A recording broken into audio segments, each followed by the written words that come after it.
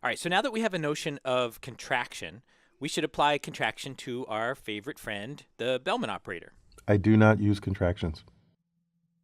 Oh, I see what you did there. Thank you. My spouse is an obstetrician, and so sometimes she worries about contractions as well. I think we could probably do this for an hour.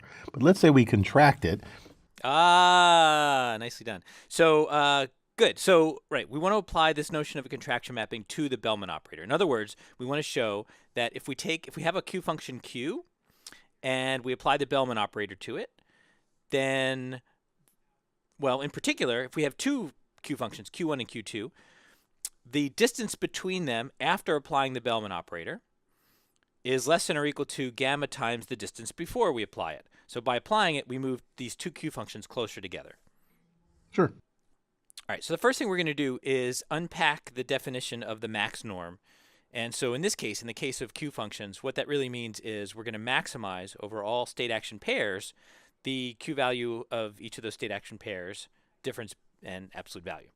And that leaves us in a good position to be able to unpack the definition of the Bellman operator itself over these two different Q functions, Q1 and Q2.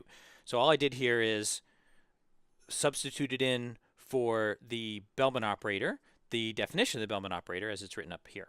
Mm-hmm. All right, since we're computing the difference between Q values for the same state action pair, they're going to have the same reward, and then they're only going to differ really in the value of the resulting state.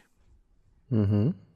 So we can cancel out these two rewards. We can actually factor together these gammas and the summations, which are the same in both cases, and we get down to the maximum difference over all state action pairs of the absolute difference between the discounted expected value of the next state and the value of the next state being for Q1, the max over all actions of the value of state S prime at Q1, and for Q2, the maximum over actions of the values at state S prime for Q2. Oh, because you can't.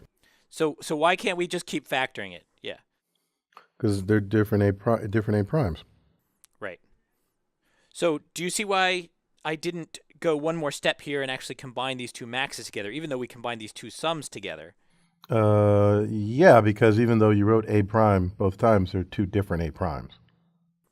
Right. So this is the action that maximizes the Q value for Q1, and this is the action that maximizes the Q value for Q2, and they may have different max actions. Right, even though they both end up in S prime. They start in S prime. That's right. Well, they start in S and they end up in S prime. And then we're choosing the action in S prime. That's right. Okay, yeah, that makes sense.